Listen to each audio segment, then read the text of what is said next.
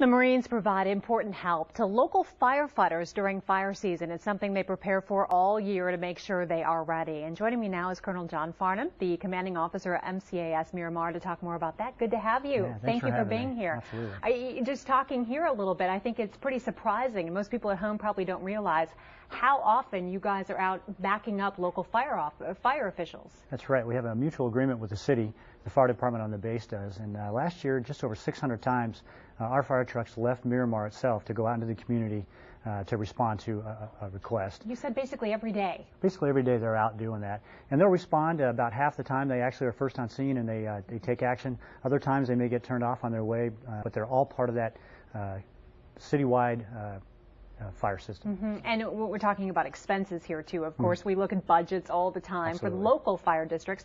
How about you guys? How do you play into that role? We do. We have a budget for our fire department as well, and then there's just agreements between the city and the county and the air station itself for when our fire department, just like they would in other areas, responds.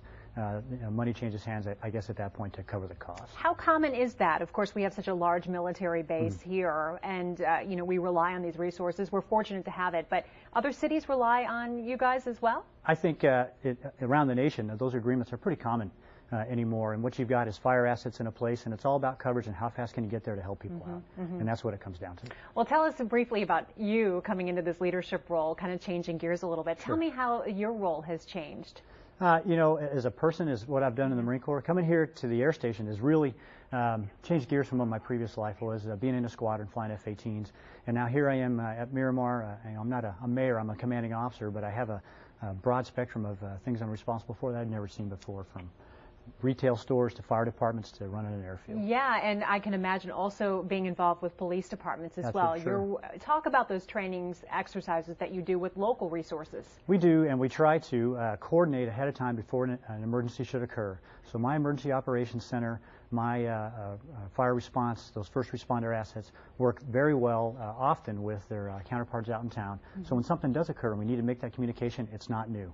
We know how to talk to each other, how to get a hold of each other, what to say, and really it just reduces that time that we can get together, get our assets where they need to be, and start helping people. I think so many times in the media and probably folks at home see the military and local law enforcement and fire officials in a different way, but it's interesting to hear that you guys really have such a group perspective. Absolutely. And the big thing I want to point out is, we work on the base inside the fence line, but we live out in town. Our families live out there. Our kids go to school, local schools. So when we're responding and helping, we're helping San Diego, we're helping ourselves. It's all one big effort amongst all of us. And we're part of a community, and we're happy about that. Well, Colonel Farnam, thank you. Glad to have you here. We appreciate it. Every week we try to speak with you and address the issues that you guys are dealing with as well. Thank you very much. And Catherine, back to you. All right. Thank you both.